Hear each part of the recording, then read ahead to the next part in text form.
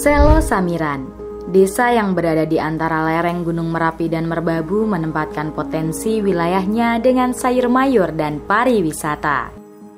Di atas ketinggian 1654 mdpl, secara administrasi berada di wilayah Kabupaten Boyolali, Provinsi Jawa Tengah. Desa dengan luas 31.175,74 km persegi memiliki 4 dusun yang terbagi menjadi 11 dukuh. Daerah wisata alam yang menawarkan panorama pegunungan yang cantik dengan suhu udara yang sejuk ini, mayoritas kegiatan masyarakatnya didominasi oleh pertanian dan peternakan.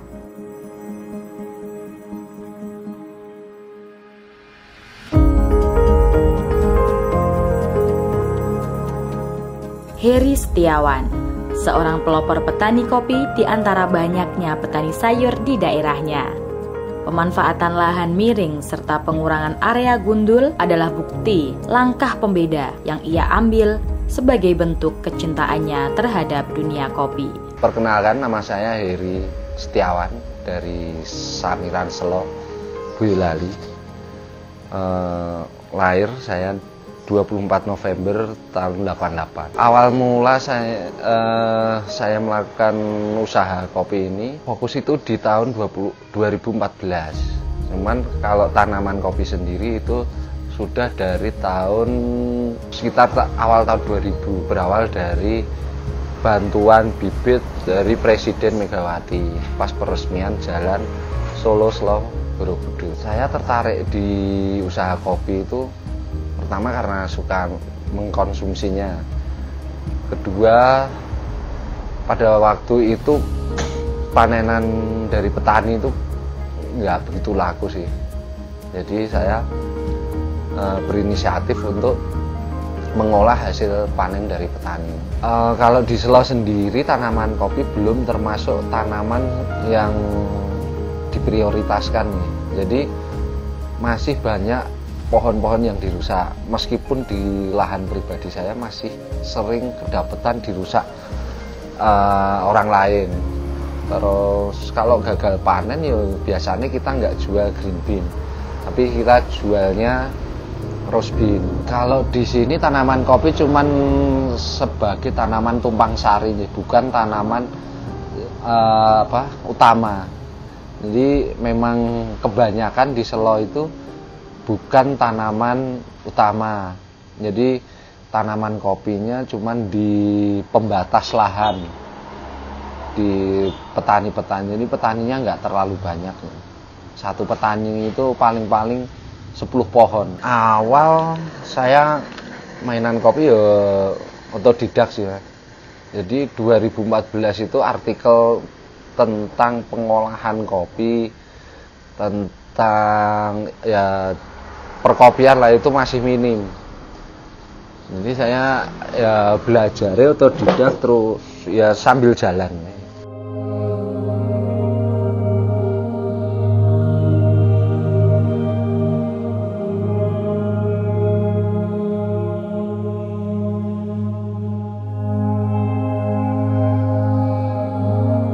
Huda, seorang pemuda yang acap kali pulang pergi dari desa ke kota. Selo Samiran menjadi ladang baginya dalam merealisasikan ilmu yang ia dapatkan. Sebab menurut Huda, wong pinter iku larang regane, atau orang pintar itu mahal harganya, menjadi pedoman pemuda berusia 23 tahun tersebut. Perkenalkan, namaku Riza Zarul Huda, biasa diakrab dipanggil Huda, umur 23 tahun. Kalau awal seneng kopi sebenarnya sama Mas Heri itu, Mas. Ya, Mas Heri pertama ketemu itu kelas 2 SMK. Sekolahku di Solo tapi bolosnya ke Selo. Nah, terus ketemu sama Mas Heri kebetulan juga bisa dibilang itu promotor lah pertama kali dia untuk mengajak petani-petani sekitar untuk menanam kopi di daerah Selo Samiran. Itu ya Mas Heri sebenarnya untuk menggairahkan semangat lagi gitu.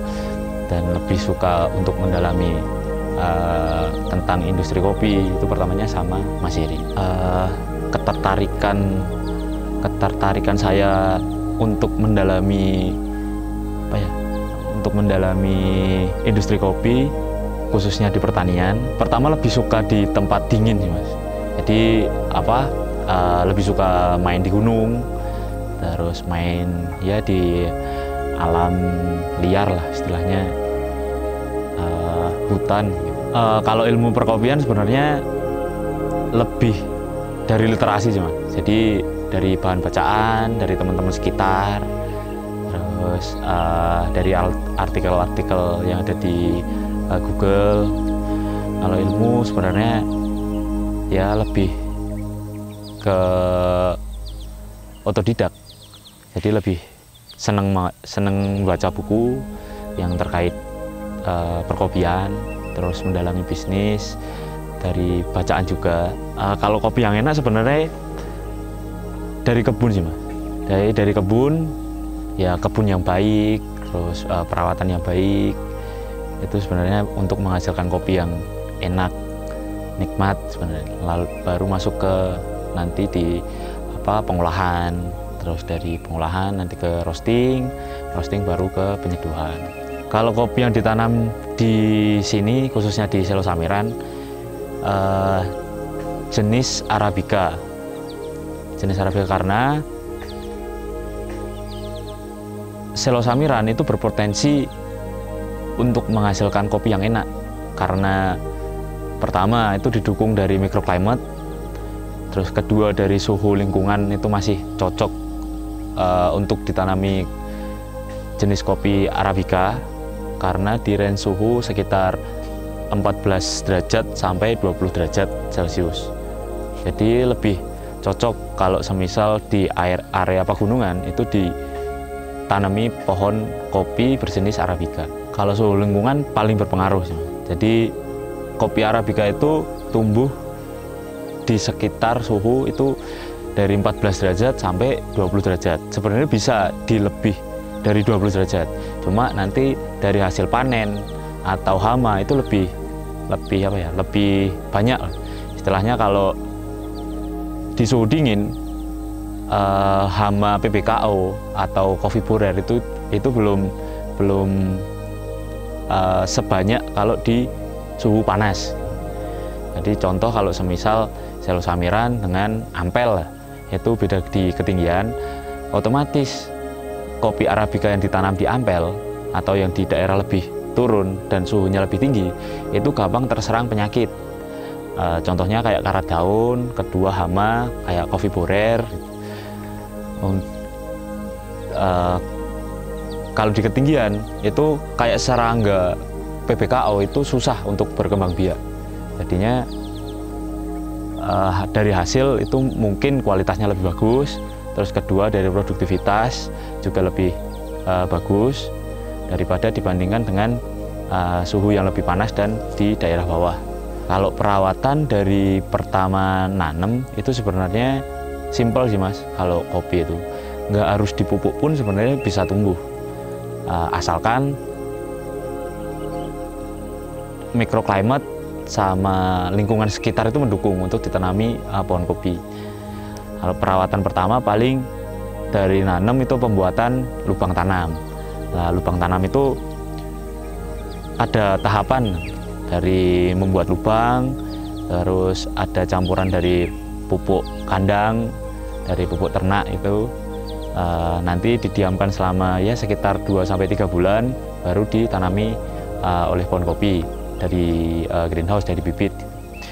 Untuk tumbuhnya mungkin paling penting itu sebenarnya perawatan gulma. Sebenarnya memang gulma mengganggu. Terus pemupukan bisa. Kalau untuk pemupukan mungkin tidak terlalu sering, tidak apa-apa. Maksudnya semisal 1 tahun itu 2-3 kali pemupukan itu masih bisa. Terus perawatan dari pohonnya sendiri. Jadi kayak ada step pruning namanya. Pruning itu pemotongan batang-batang atau cabang-cabang yang tidak produktif itu dipotong daripada memakan nutrisi dari tanah. Jadi ada pemotongan, penyiangan dari batang yang tidak produktif itu dipotong, terus penyemprotan paling memakai pupuk cair.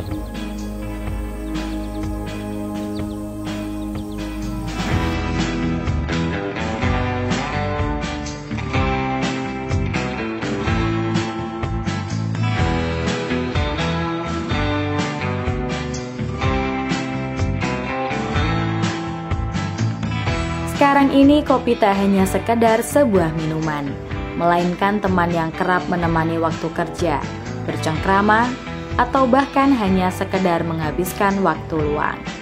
Yang menikmatinya pun tak sekedar kaum tua, namun juga anak muda yang penuh dengan karya. Heri Setiawan dan Riza Zahrul Huda, seorang pemuda yang berani melawan arus dari banyaknya petani sayur di tempatnya. Mereka berani mengambil langkah ini, sebab melihat besarnya peluang dari sebuah bisnis kopi yang begitu menjanjikan. Kalau saya diolah untuk jadi, ada yang kita jual gabah mentah, ada yang dijual roast bean. Jadi dari petani, dari kebun sendiri, kita keringkan dulu. Jadi semua hasil panen dari kebun sendiri, dari petani yang masuk ke Selosa itu diolah semua, dijadikan green bean, baru kita jual. Ada yang jual green bean, ada yang dijual roast bean sama untuk kebutuhan kedai sendiri. Rata-rata yang masuk ke Selosa itu sekitar 3-4 ton cherry atau buah basah. Itu kalau green bean ya paling-paling 5 kuintal. Untuk kebutuhan warung kita usahakan, yang penting kebutuhan warung itu terpenuhi dulu, baru sisanya kita jual green bean. Kalau harga green bean tergantung pasca panen ini. Rata-rata kalau kemarin kita jual itu di harga 150. Kalau roast bean kita harga sekitar 250 sampai 300 per kilo. Di daerah sini kan cocok di Arabica ya, Mas, untuk budidaya kopi Arabica. Jadi bukannya memilih Arabica, cuman memanfaatkan daerah. Daerah memang bagus untuk tanaman Arabica dibanding ke jenis kopi lain seperti Robusta, Liberica. Kalau Selosa sendiri kan mempunyai 2 produk sebenarnya. 2 produk itu green bean sama roasted. Dan ada warung kopi lah, kedai kopi kecil gitu. Nah, kalau untuk target penjualannya untuk dari produk green bean sebenarnya ke luar kota, ya kayak ke Jakarta, Bandung, Surabaya, terus Malang gitu Mas. Targetnya ke roaster. Tapi kalau untuk produk roasted beans itu ke konsumen akhir. Jadi kayak home brewer, terus ada juga kedai-kedai kopi yang ngambil roasted juga. Sasarannya kalau roasted mungkin masih ke lingkungan sekitar, maksudnya ke lokal Boyolali sendiri gitu. Kalau pengembangan sebenarnya ada sih Mas. Jadi ada pengembangan di kebun. Jadi ada beberapa lot yang meminta untuk kerjasama untuk kebun, bibit kebun, terus ada juga yang masuk ke pasca panen.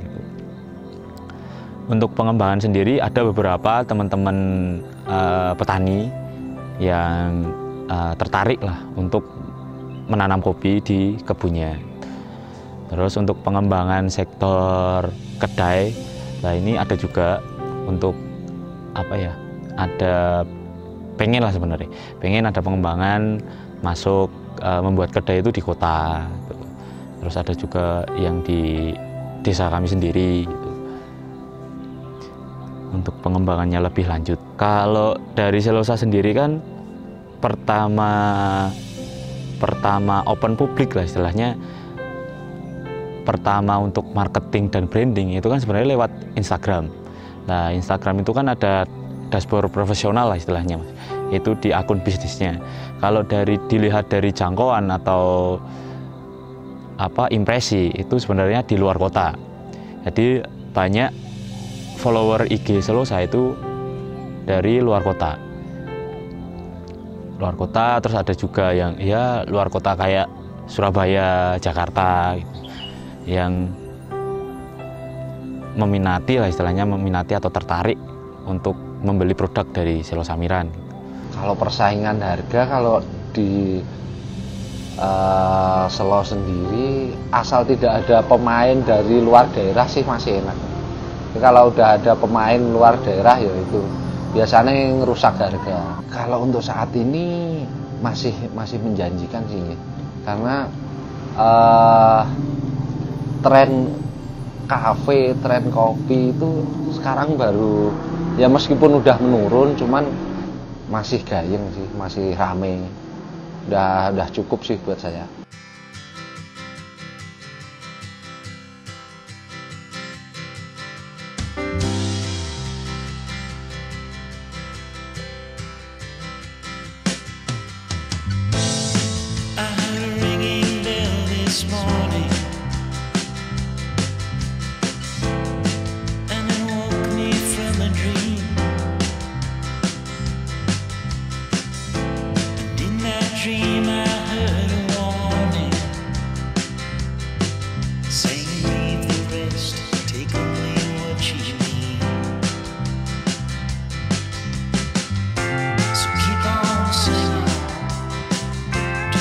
Biji kopi terlihat kecil dan sederhana, namun di balik itu terdapat proses yang rumit dan sebuah kesabaran yang luar biasa. Perlu adanya dedikasi tinggi serta pengetahuan untuk sebuah cita rasa yang khas dari setiap seduhan kopi yang tercipta. Kalau proses penanaman kopi itu kita sudah menanam bibit itu umur penyemaian itu sampai siap tanam sekitar 6 bulan. Itu dipindah ke lahan kebun. Setelah dari kebun, perawatan itu biasanya ya cuman pembersihan gulma, pemupukan, terus tanaman penaung. Itu kalau dari tanam sampai panen butuh waktu sih paling cepat itu 2 tahun. Itu kalau terawat bagus. Kalau ya standar perawatan ya 3 tahun. Dari panen kita masuk ke perambangan. Perambangan untuk memilah buah kopi yang bagus. Jadi yang ngapung itu kita buang, yang tenggelam kita olah, bisa dijadikan natural, honey proses atau wash. Jadi dari urutannya dari petik masuk ke pengupasan, penjemuran, baru ke penggorengan. Kalau masuk di pengolahan dari fresh cherry atau hasil panen yang dari kebun itu masuk ke pengolahan. Nah, itu biasanya tahap kedua sebelum ada pemasaran green bean dan roasted. Nah, untuk pengolahan dari fresh cherry dari kebun itu dibawa ke pengolahan. Pengolahan nanti ada berbagai metode pasca panen, kayak seperti natural, terus honey proses, terus ada wash proses, dan ada beberapa proses eksperimental kayak fermentasian.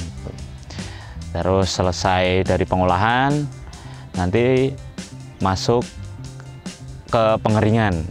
Jadi pengeringan itu untuk menghilangkan, ya enggak menghilangkan nih, mengurangi kadar air dari 100% full kopi itu mengandung air, nanti dikeringkan mencapai sekitar 10-12%. Itu menjadi produk green bean. Nah, untuk menjadi bubuk itu biasanya green bean masuk ke fase roasting namanya. Roasting itu menyangrai. Jadi dari biji kopi mentah dari green bean itu disangrai untuk menuju roasted. Roasted itu biji kopi yang sudah matang, siap untuk di grinder, dibubuk, langsung bisa diseduh. Kalau dari biji roast bean itu biasanya kita kan Gilingnya dadakan, nggak sekaligus nih. Itu kita cuman pakai grinder kecil, grinder yang elektrik tapi yang kecil.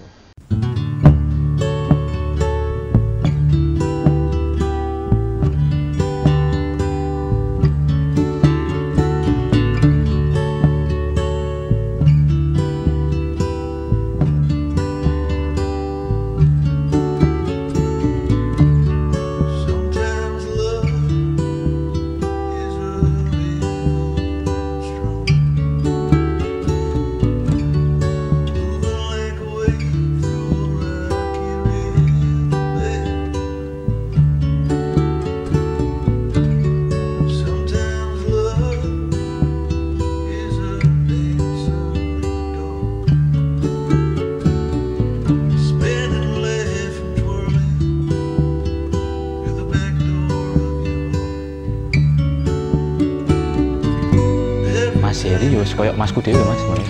Ya walaupun nggak ada ikatan darah, nggak ada ikatan saudara, tapi udah tak anggap koyok masku dewe. Soalnya memang pertama kali masuk ke industri kopi itu sama Mas Heri.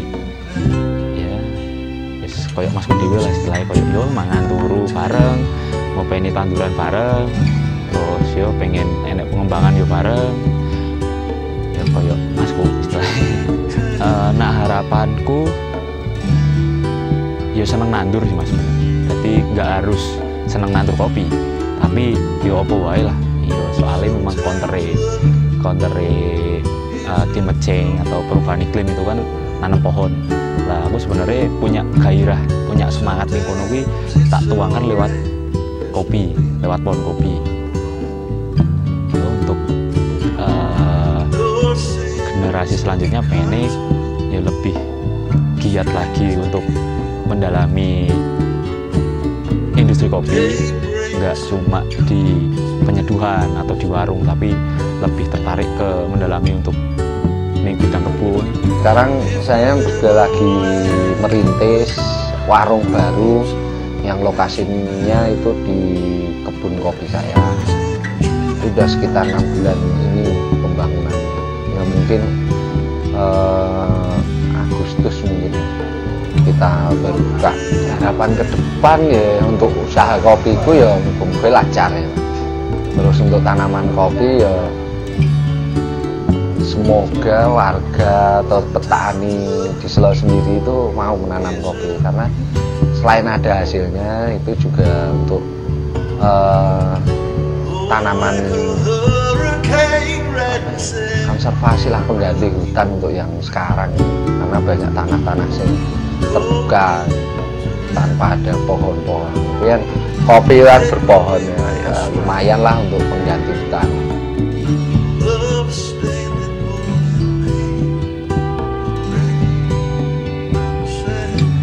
Menjadi pelopor bukanlah tanpa resiko, sebab seorang pelopor lah yang membuka jalan dan menjadi tuntunan orang yang ada di belakangnya.